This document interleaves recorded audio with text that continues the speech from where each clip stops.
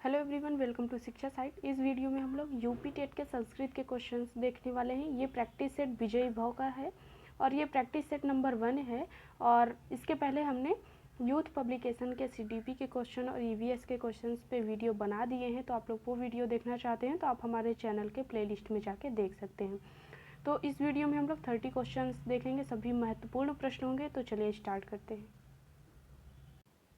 और स्टार्ट करने के पहले अभी तक आपने हमारे चैनल को सब्सक्राइब नहीं किया है तो प्लीज़ कर लें, साथ ही साथ बेल आइकन को ज़रूर प्रेस करें, क्योंकि आपको संस्कृत विषय के ही 30+ आपको यहाँ पे मॉडल पेपर मिलेंगे और सभी महत्वपूर्ण हो जाते हैं। क्योंकि अगर आप मॉडल पेपर ही सॉल्व कर लेंगे तो आप 20+30 में आप स्कोर कर सकते हैं। तो चलिए स्टार्ट करते हैं। सबसे पहले वर्ण का अर्थ है, पहला आपका प्रश्न है।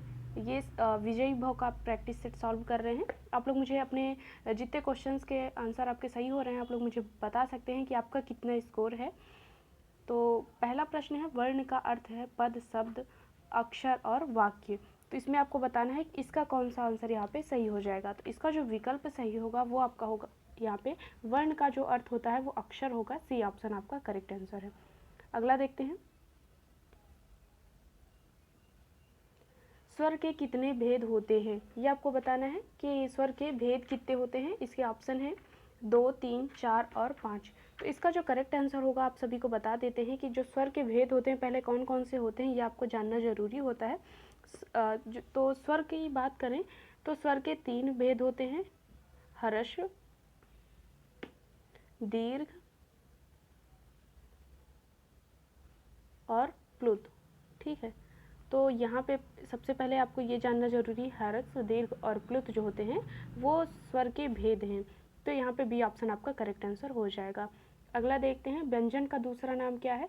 तो सबसे महत्वपूर्ण जो टॉपिक है आप सभी के लिए वो प्रत्याहार है। आपको पूरे प्रत्याहार माहेश्वर सूत्र याद होने चाहिए। अब माहेश्वर सूत्र से प्रत्याहार बनते कैसे हैं, अगर यही तैयार कर लेंगे तो कई क्वेश्चन आप सॉल्व कर सकते हैं।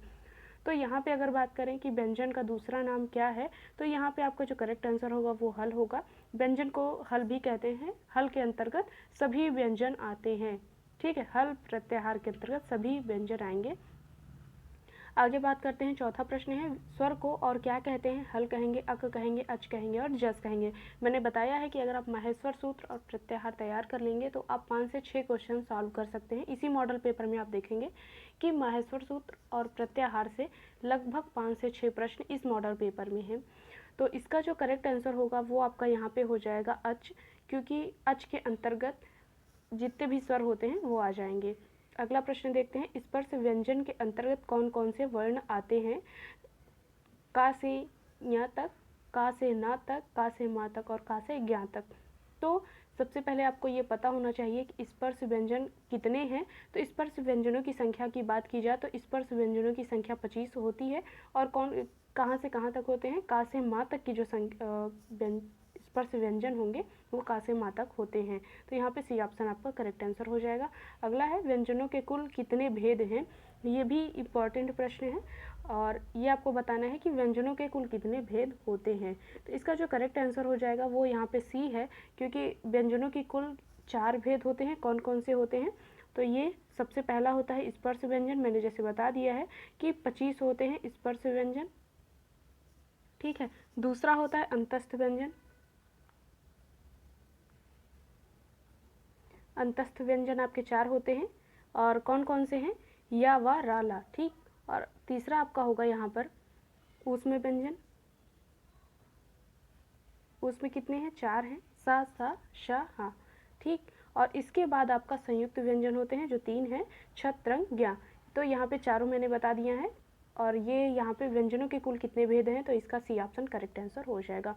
अगला देखते हैं, माहेश्वर सूत्र के में कितने सूत्रों की गणना होती है। तो इसका जो करेक्ट आंसर होगा यहाँ पे डी होगा। 14 होती है माहेश्वर सूत्र में, 14 सूत्र हैं। ठीक, और सभी माहेश्वर सूत्र आपको याद होने चाहिए, आप उसे अच्छे से लिख सकते हो। इस टाइप से आपको तैयार करना है। अगला है, ता का उच्चारण स्थान कौन सा है, आपको इसका बताना है करेक्ट आंसर क्या होगा। तो यहाँ पे इसका जो करेक्ट आंसर हो जाएगा वो दंत होगा। तो सभी वर्णों के उच्चारण स्थान के जो सूत्र हैं वो आपको याद होने चाहिए। जैसे का होता है अकु विसर्जनीय नाम कंठा, तो का वर्ण के जितने भी अक्षर हैं का वर्ग के, वो सभी कंठ से बोले जाएंगे। इस टाइप से मैं अपने इस चैनल पर भी सभी सूत्र आप सभी को याद करवा दूंगी, तो आप लोग चैनल को जरूर सब्सक्राइब करें, चैनल पर बने रहें।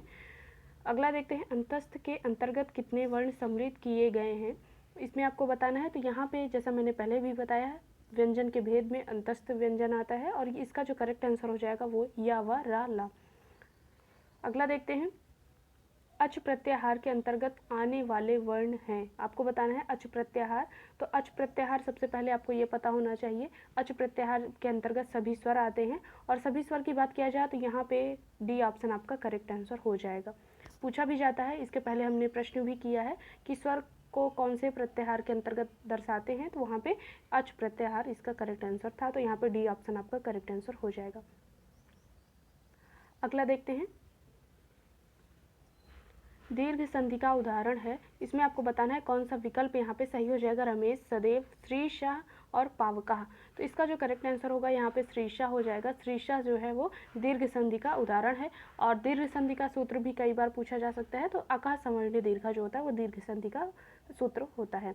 अगला देखते हैं, गुण संधि का यहाँ पे सूत्र पूछा गया है, तो यहाँ पे सब जितने भी ऑप्शन दिए गए हैं वो भी आपको क्लियर करते चल रहे हैं। वृद्धि रेचि जो होगा वो यहाँ पे वृद्धि संधि का है। आदगुणा पूछा जा रहा है, तो यहाँ पे सी आपका करेक्ट आंसर होगा। अका सवर्णी दीर्घ, तो यह दीर्घ संधि का हो जाएगा और इको यणचि जो है वो यण संधि का सूत्र है। अगला देखते हैं, रामश्चेते किस सूत्र का उदाहरण है, इसमें आपको बताना है कौन सा विकल्प यहाँ पे सही हो जाएगा। तो इसका जो विकल्प यहाँ पे सही होगा वो बी होगा, स्तुनो, स्तोह, स्तुनाश्चु, यहाँ पे बी ऑप्शन आपका करेक्ट आंसर हो जाएगा। किसका ये सूत्र है, स्तुनो, स्तोह, स्तुनाश्चु, यहाँ पे स्तुत्व संधि का ये सूत्र है। ठीक है, ये इंपॉर्टेंट है, आप इसका सूत्र याद कर सकते हैं। अगला है, यथाशक्ति में कौन सा समास है, तत्पुरुष, अव्यय भाव, बहुव्रीहि और द्वंद्व। तो यहाँ पे जब भी यथाशक्ति और इस टाइप के क्वेश्चंस आपको मिलेंगे तो वहाँ पे अव्यय भाव जो होगा वो करेक्ट आंसर होगा, बी ऑप्शन आपका करेक्ट आंसर है। अगला देखते हैं, पितरों में समास है, आपको बताना है कौन सा यहाँ पे सही आंसर होगा। तो यहाँ पे इसका जो करेक्ट आंसर होगा वो आपका द्वंद्व समास हो जाएगा, डी ऑप्शन करेक्ट आंसर है। कर्म कारक में कौन सी विभक्ति होती है, आपको बताना है। तो कर्म कारक में द्वितीय विभक्ति होती है, आपको सभी विभक्ति याद होनी चाहिए और उसके साथ ही साथ सभी विभक्तियों के सूत्र जो होते हैं वो भी आपको याद होने चाहिए। अगला देखते हैं, पुत्रेण सह माता गच्छति, यहाँ रेखांकित पद में कौन सी विभक्ति है, आपको बताना है इसका करेक्ट आंसर क्या हो जाएगा। तो पुत्रेण सह माता गच्छति, तो यहाँ पे बी ऑप्शन आपका करेक्ट है, तृतीय विभक्ति यहाँ पे है। अगला देखते हैं, अहम पुस्तकम पठामि को कर्मवाच्य में परिवर्तित कीजिए। सबसे पहले यहाँ पे आपको पता होना चाहिए कि भाववाच्य है, कर्मवाच्य है या कर्तृवाच्य है। तो ये अहम पुस्तकम पठामि, तो यहाँ पे अगर बात किया जाए तो यहाँ पे आपका हो जाता है, सबसे पहले आपको याद होना चाहिए 121 और 311। अगर कर्तृवाच्य यहाँ पे 121 होता है वो कर्तृवाच्य का हो जाएगा और 311 जो होता है वो कर्मवाच्य का होता है। तो ये 121 है,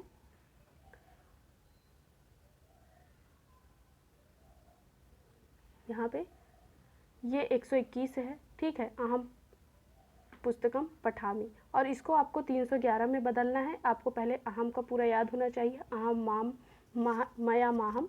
तो यहाँ पे तीसरा आपको पहले खोजना है कि कौन से विकल्प में मया दिया गया है। तो यहाँ पे सबसे पहले डी ऑप्शन आपका गलत हो जाएगा। इसका जो करेक्ट आंसर होगा 18 का, अहम पुस्तकम पठामि को जब हम लोग कर्मवाच्य को कर्तृवाच्य को कर्मवाच्य में बदलेंगे तो यहाँ पे सी ऑप्शन आपका करेक्ट हो जाएगा, मया पुस्तकम पठ्यते। और इसका क्वेश्चन 100% है कि इस कर्मवाच्य, कर्तृवाच्य और भाववाच्य वाच्य से प्रश्न आना 100% तय है, तो आप लोग इसको अच्छे से तैयार कर सकते हैं। पाधन कत्वा मिलकर बनेगा पात्वा, पीत्वा, पित्वा और पित्वा। तो इसका जो करेक्ट आंसर हो जाएगा आपका, यहाँ पे पीत्वा जो होता है वो पाधन कत्वा से मिलकर बना है। कौन सा प्रत्यय पूछा जा सकता है, कौन सा प्रत्यय लगा है, तो यहाँ पे आपका कत्वा प्रत्यय लगा है। ये इंपॉर्टेंट है, प्रत्यय से भी एक प्रश्न पूछा जाता है, वो चाहे सीटेट आप दे रहे हो या यूपीटेट दे रहे हो। 20वां प्रश्न है, नि धातु का लिट लकार प्रथम पुरुष एक वचन का रूप होगा। इसमें आपको बताना है कौन सा विकल्प यहाँ पे सही हो जाएगा। तो निश्चित ही जो होगा बी ऑप्शन आपका करेक्ट हो जाएगा। आपको लिट लकार पांचों पुरुष एक वचन सभी याद होने चाहिए, आपको पांचों लकार आपको याद होने चाहिए। अगला देखते हैं, पितृ शब्द का द्वितीय बहुवचन में रूप बनेगा। आपको बताना है 21वीं के लिए करेक्ट आंसर क्या हो जाएगा। तो यहाँ पे पितृन जो होता है वो द्वितीय वचन में बहुवचन बनेगा। तो यहाँ पे ए ऑप्शन करेक्ट आंसर होगा। अगला देखते हैं 26 को संस्कृत में क्या कहेंगे। आपको ये पता होना चाहिए। 1 से 100 तक आपको संस्कृत की संख्याएं कैसे लिखी जाती हैं वो आपको याद होनी चाहिए। कुछ महत्वपूर्ण संख्याएं हैं वो आपको हम बता देंगे कि कौन कौन सी महत्वपूर्ण संख्याएं हैं जो संस्कृत में आपको याद होनी चाहिए। तो इसके लिए आपको बताना है कौन सा यहाँ पे सही होगा। तो षट विंशति जो होता है वहाँ पे डी आपका करेक्ट आंसर हो जाएगा। अगला देखते हैं निम्नलिखित में से अव्यय पद नहीं है। तो यहाँ पे डी ऑप्शन आपका सही है। जालजा जो है वो अव्यय पद नहीं है और सभी यहाँ पे अव्यय पद हैं। बृहत कथा के लेखक कौन है आपको बताना है। इसके लिए करेक्ट आंसर क्या हो जाएगा। गुणाढ्य जो है वो बहुत कथा के लेखक हैं। यहाँ पे सी ऑप्शन करेक्ट है। अगला देखते हैं निम्नलिखित पदों में कौन सा पद अशुद्ध है आपको इसमें बताना है। तो यहाँ पे आपका डी ऑप्शन करेक्ट हो जाएगा। अयम एका बालिका गच्छति आगच्छति, तो यहाँ पे डी ऑप्शन आपका करेक्ट आंसर होगा। अगला देखते हैं निम्नलिखित में से किसका पर्यायवाची समूह सही नहीं है। अमृतम, अश्वा, गंगा और कामदेवा। तो इसमें आपको बताना है कौन सा विकल्प यहाँ पे सही हो जाएगा। तो यहाँ पे इसका जो करेक्ट आंसर हो जाएगा वो यहाँ पे कामदेवा का पूछा गया है। तो यहाँ कामदेवा में जो पर्यायवाची शब्द है वो समूह इसका सही नहीं है। अगला है उच्चारण कौशल से संबंधित नहीं आपको बताना है। तो भावातिरेक जो होता है उसमें उच्चारण कौशल का कोई महत्व नहीं होता है, ये भाव से संबंधित है। तो यहाँ पे डी ऑप्शन आपका करेक्ट आंसर है।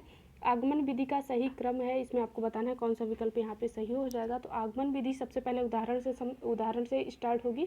तो यहाँ पे जिसमें भी उदाहरण पहला चरण दिया गया है नहीं दिया गया है उसको हम लोग यहाँ पे गलत कर देंगे। इसका जो करेक्ट आंसर हो जाएगा वो आपका यहाँ पे उदाहरण, प्रस्ताव, निरीक्षण और नियम निर्धारण, फिर उसके बाद आप परीक्षण करेंगे। तो यहाँ पे बी ऑप्शन आपका करेक्ट आंसर होगा। अगला देखते हैं निम्नलिखित में से कौन संस्कृत शिक्षण पद्धति है आपको इसका करेक्ट आंसर बताना है। तो यहाँ पे जो संस्कृत शिक्षण पद्धति है व्याकरण पद्धति और विश्लेषणात्मक पद्धति, अनुवाद पद्धति, तो यहाँ पे तीनों आपकी संस्कृत शिक्षण की विधियाँ हैं। तो यहाँ पे डी ऑप्शन आपका करेक्ट आंसर है। अगला देखते हैं निम्नलिखित में से शिक्षण सूत्र है, आपको बताना है कौन सा यहाँ पे शिक्षण सूत्र है।